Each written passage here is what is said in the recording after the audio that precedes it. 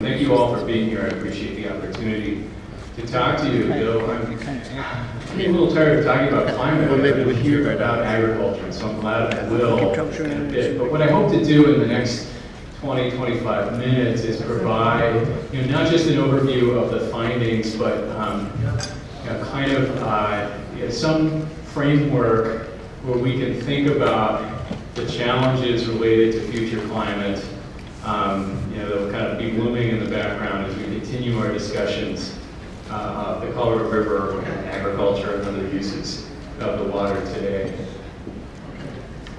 So this report that just came out last month that we produced with CWCB is a revision of the 2008 report of the same name. How many people have seen the 2008 report with the sort of yellow cut?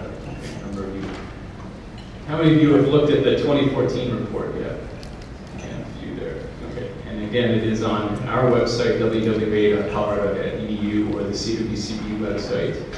And so we start in the report reviewing the observed record of Colorado's climate, which I'll do today. Then talk about climate models as the main source for our knowledge about future climate. And then how observed global changes are linked to the changes we've seen in Colorado's climate. And then what are the projections of Colorado's future climate that come from these climate models? And then what do we do with this information that is both uncertain and points us thinking in particular directions? How do we use that for planning? So this is not in the report, except maybe implicitly, but I want to put it out there so we can think about it throughout. And that is the annual average water budget for the western slope of Colorado. We get, on average, 40 million acre-feet of precipitation comes down every year across western Colorado.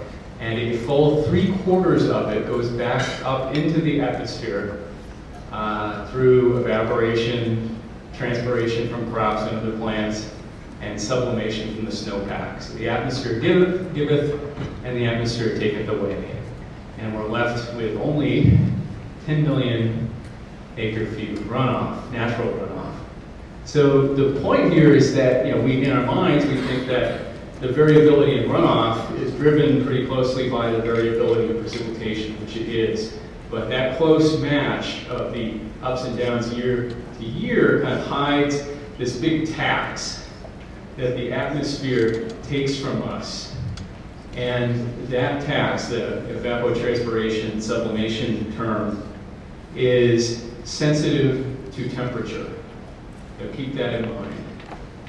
So what has been going on with temperatures across the state? This is also true for the west slope. We've had significant warming, so statistically significant, and it is the trend has emerged from the variability. So we can say there is a change over the last 100 years, the last 50 years, the last 30 years.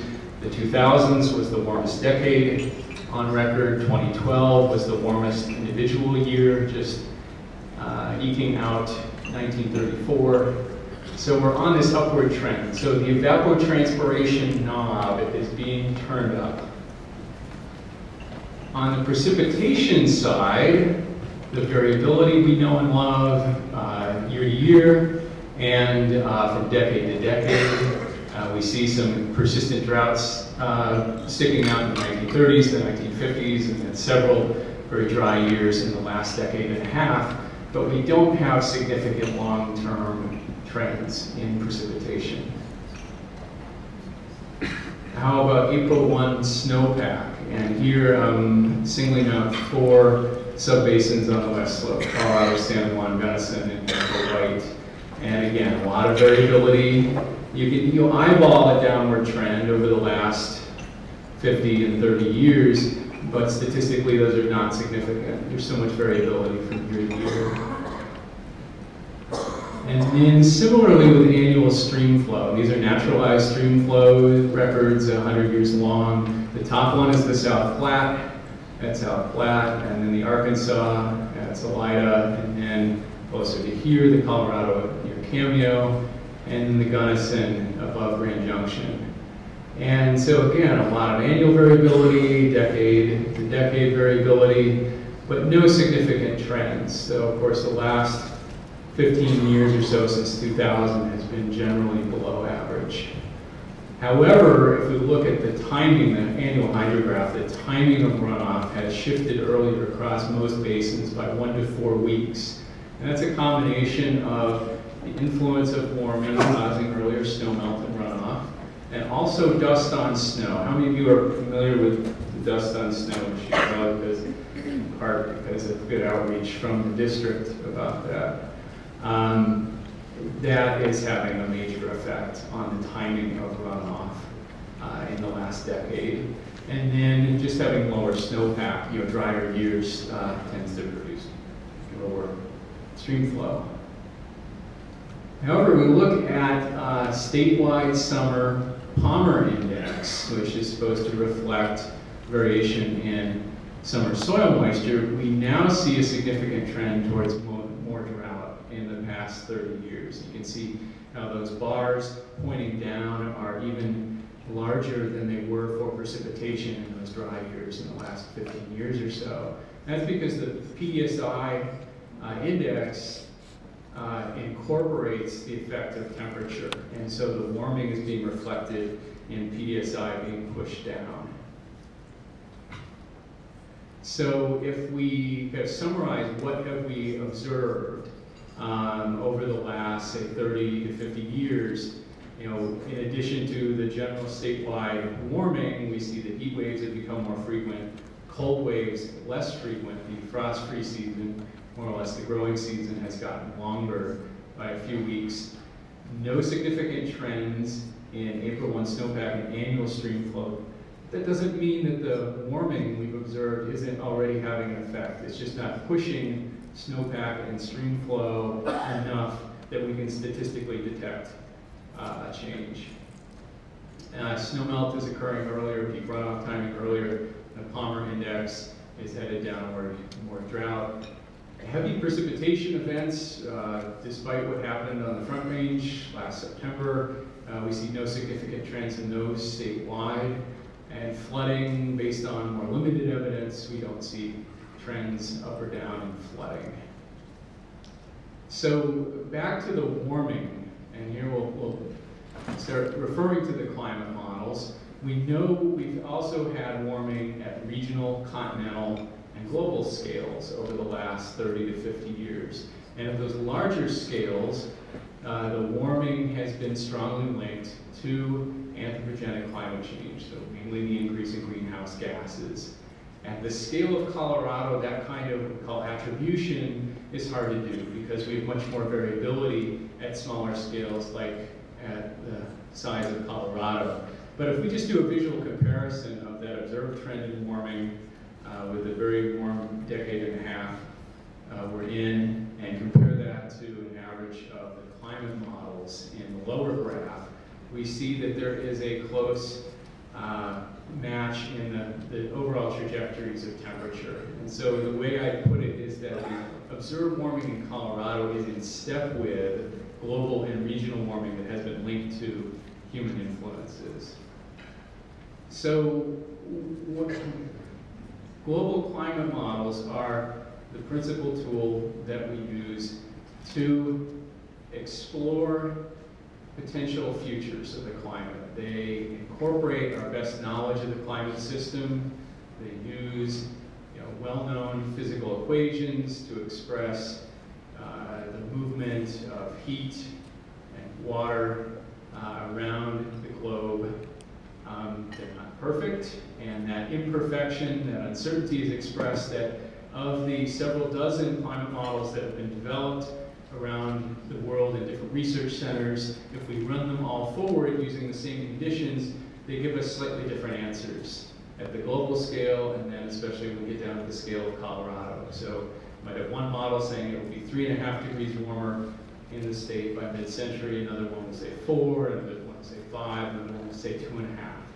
So we have to think of these models, this group of models, as like a room full of experts. Depending on your past experience with experts, that may or may not be reassuring. but they're all broadly knowledgeable, but we're making predictions about the future.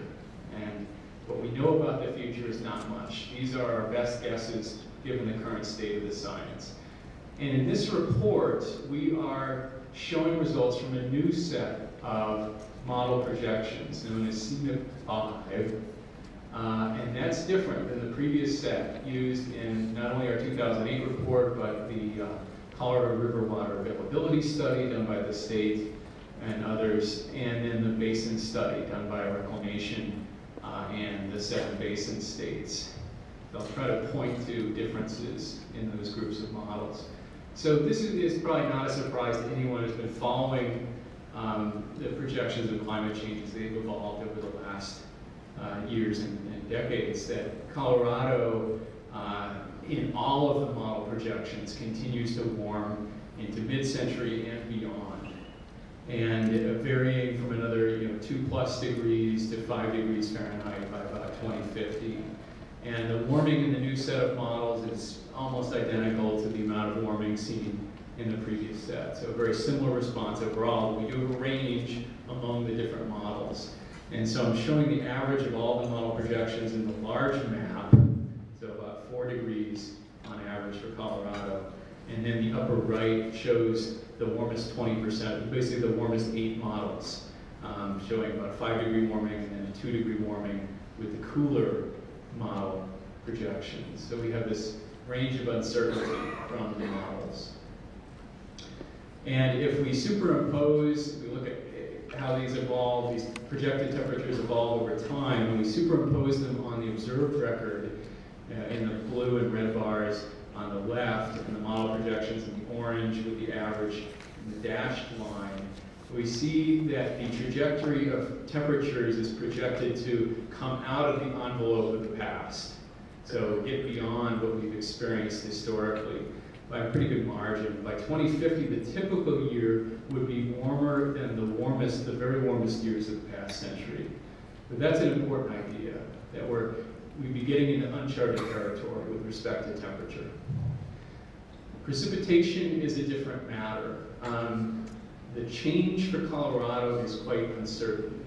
And that's because we're between regions that are more clearly expected from the models to get drier, the true Southwest, Arizona, New Mexico, northern Mexico, and the region expected to get wetter, the northern Great Plains. And so we're kind of in the middle. In fact, if you average across all the projections, sort of the zero change line cuts right across southern Colorado. And overall, this set of model projections is a few percentage points wetter than the previous set. That zero line used to go through northern Colorado. So this uncertainty, very simplistically, is the result of some counteracting tendencies expected in the future climate. First, there's going to be more water vapor available in the atmosphere on a global and regional basis. And so individual weather systems, individual storms will tend to get wetter on average, but the storm tracks on average are expected to shift north, away from the southwest. And so the question is, which is going to be the more important tendency for Colorado, and we don't know yet. So we have equal chances for getting wetter or drier on a statewide basis, but southern Colorado and southwestern Colorado is at more risk, according to the models, of seeing less precipitation in the future. And again, with our high variability in precipitation historically, year to year, decade to decade, any of these projected changes that, if they did occur, it would be still difficult to detect against that high variability.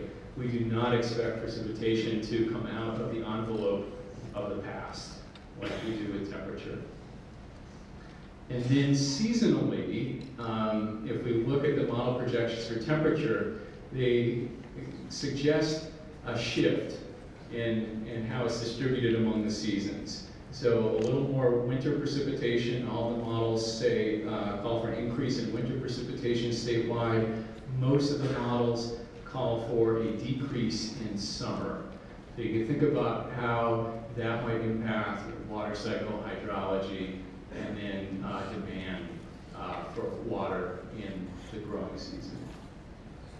So the climate models give us data, give us these projections at fairly large scales. You might have 12 different points that you have projections for in Colorado. That's not enough for the fine scale applications that you need to really look at future hydrology.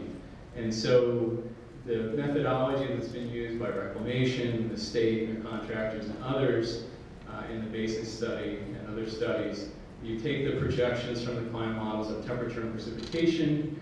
You have to do some downscaling, basically bring it down to a scale where it can then be input into a higher resolution hydrologic model that captures more closely the specific physical processes that affect runoff, snowmelt, and so forth in our very complex mountainous environment in Colorado.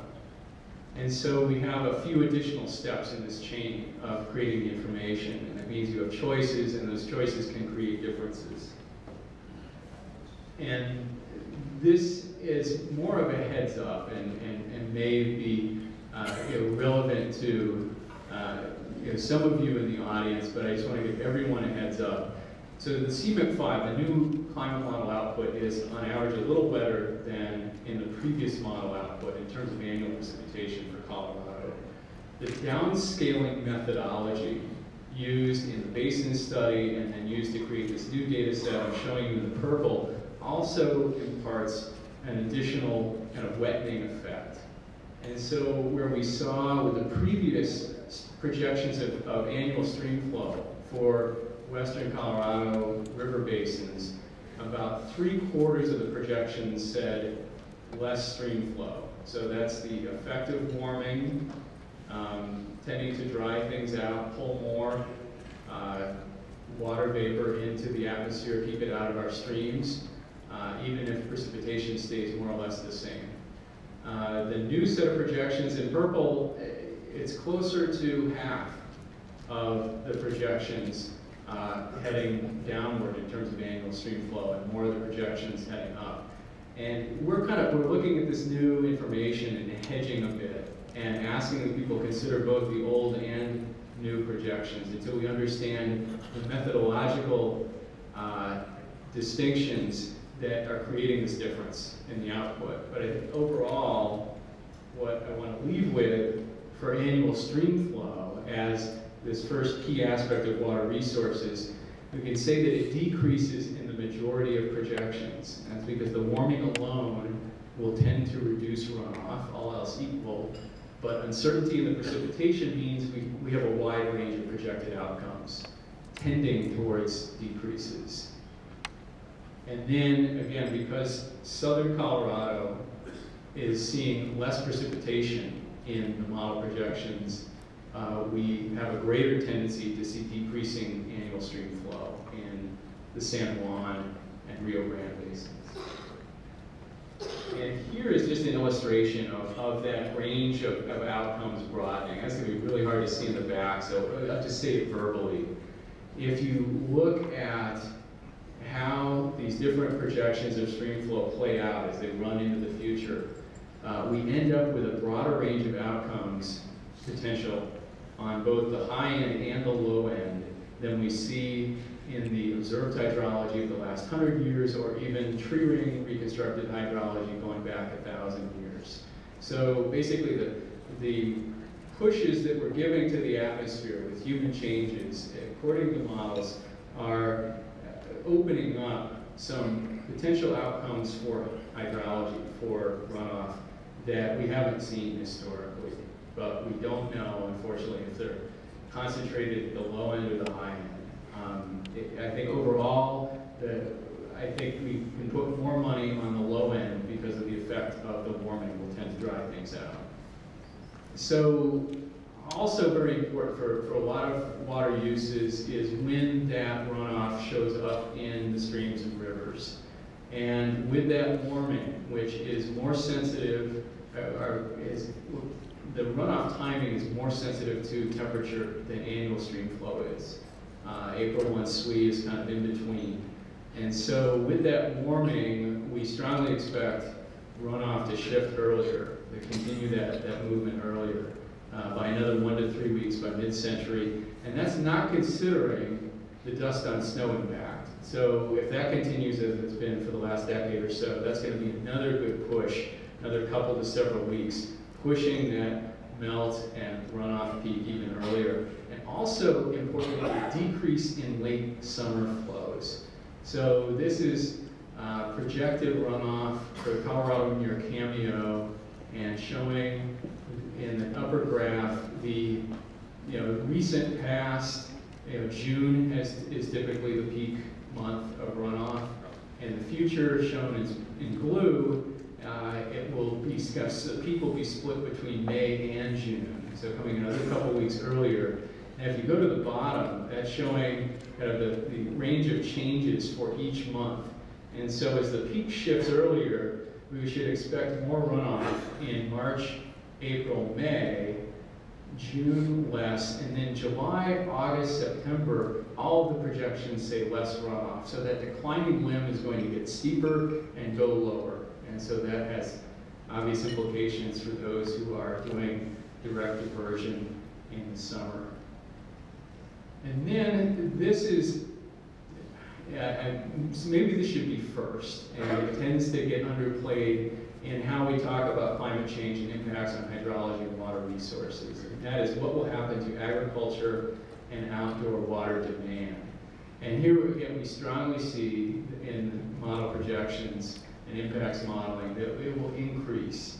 And work that was done for the Colorado River Water Availability Study suggests increases of 5 to 30% in crop irrigation requirement for western Colorado in the mid-century, between 2040 and 2070. And so this is a combination of the warming, making the atmospheric sponge bigger and wanting to suck more water out of the soils and plants, and that decrease in summer precipitation seen in most of the climate projections. So our supply doesn't have to change for, the annual runoff doesn't have to change for climate change to have a big impact on our overall water budget if it's pushing demand up. So in summary, if we look across these model projections, again, we see annual stream flow decreasing in a majority, and there's a gradient from north to south on the west slope. And so we see the drier outcomes tending to be in the San Juan and Rio Grande. The peak runoff timing earlier in all projections, crop water use increases, April 1 snowpack decreases in most projections, and April 1 SWE, it looks like, will be a less useful indicator of our coming runoff season because melt will have started earlier, more will have come off already in February and March, and so April 1 SWE won't be as strong a predictor of spring-summer stream flow as it has been. Palmer drought index, as temperatures continue to warm, that will continue to go down, more drought. Heat waves more frequent, cold waves less frequent, the frost-free growing season still getting longer, and wildfires also becoming more frequent, just as a function of temperatures drying out the fuels. So, in one slide and 1 minute, how do you sum this up? And I started writing this up, planning for an uncertain climate future for the Colorado River. When have we not had an uncertain climate future for the Colorado River? It's always been uncertain. And users and managers have dealt with the uncertainty of not knowing what's going to come the next year, the next decade, the next 30 years, the next 50 years. So what's different now? Well, this continued warming, which is strongly expected, not just because we see it in the models, but just basic fundamental physics tells us as we continue to put greenhouse gases into the atmosphere, the climate will warm. That warming will tend to push both supply and demand in the wrong direction, pushing supply down and pushing demand up. Now, we could have an increase in average precipitation that could partly bail us out on the supply side. Don't want to count on it. But, as in the past, our systems will tend to bend, if not break, during drought. And We will continue to see that great natural variability from year to year. We'll continue to see droughts, and future droughts will be more severe for a given precipitation deficit because of the drying effect of the warming. And so given the uncertainty in future precipitation and stream flows, but recognizing these strong pushes that the warming will exert, considering multiple scenarios that cover at least most of the range of the projected outcomes for stream flow, for reservoir storage, is important. And it's not just me saying that, I'm actually looking at what's been going on in practice at the state level, at the federal level, and even at the local level across Colorado, where planning is now incorporating multiple futures that take into account this uncertainty in what climate change might bring us over the future. And with that, I thank you for your attention, and we will have to take any questions if we have time.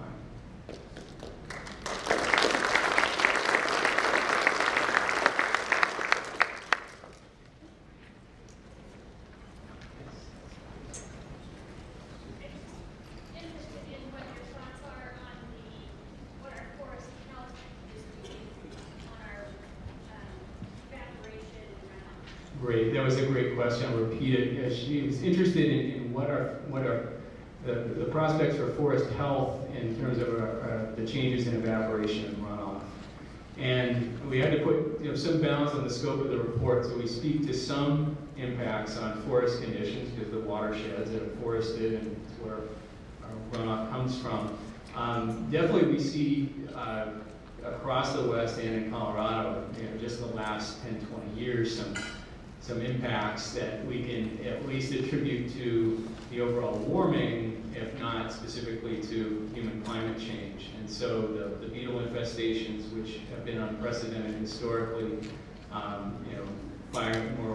larger and more widespread fires, and forest scientists who are looking at forest mortality have seen that trees are now dying at a faster rate outside of infestation. Just sort of the background rate of tree mortality has about doubled in the last 30 years. And they're ascribing that to moisture stress, which is in part that it's been drier, less precipitation the last decade and a half, but also the warming is increasing that moisture stress. And so we can expect at least that moisture stress to get worse in the future with the warming. We expect fires to be more severe as the warming continues. The bugs, they'll probably be worse for a while, and then they may start running out of food, like mountain pine beetle has with lodgepole pine in central Colorado. So I think that's probably maybe an under anticipated part of the problem with water resources as what's going to happen to our forested watersheds. Yes. Yes. Just a quick question. You showed that temperature had risen 2 degrees over a certain period, 2.5 over a longer period. If I'm outside, whether it's 86 degrees or 88 degrees in summer, I can't really tell the difference, but how significant is a 2-degree rise? Right. So that's a great question because, in the context of our day-to-day experience, 2 degrees does not feel like much, and we can't personally detect that difference.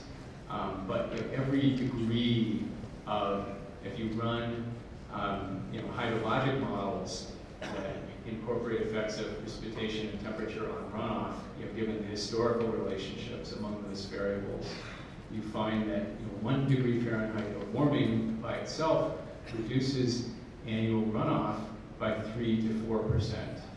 So it's a few degrees is a big push on the water cycle. It's a big push on land water use. So it does have an impact on the overall landscape when that 2-degree warming is spread out over an annual basis. I know, but I think I know it's wrong. I had the whole meeting, Mike. Just want to give additional kudos on this report. And I can't change it now. Held it up, but this report that Jeff's talking about, maybe just remind people where they can get it, that the information you talked about in here, who paid for it, why it's so important. Right, so this was a joint effort between Colorado Water Conservation Board and our program. The funding for it was cost shared just about 50-50. The PDF of the executive summary and the full report are available on the CWCB website. It's linked through their homepage now. It's also on our website, wwa.colorado.edu. We have a limited print run. I'm selectively handing them out. If you would like one, I'm going to run out soon here, but please feel free to contact me, Lukas at colorado.edu, and I'll try to get you one. Thanks again. One more question. Yeah, Alan. Jeff, has anybody done any aggregate numbers on landscaping and crop requirements across the state if we have a 2-degree increase? It has not been done on a statewide basis. I think that analysis will be done statewide for the next phase, which is ongoing, of the Colorado River Water Availability Study, but don't hold me to it. Denver Waters, Mark here yet? Mark Waggy, hi Mark. You all did an analysis of your outdoor water use under a warmer climate. Do you, off the top of your head, remember those numbers? Yeah, so just, It was a very simplistic study, but we looked at 5-degree overall temperature increase, and that amounted to about a 5 to 10% increase in water use. And I think that's an area we need a lot more study to really pin those numbers.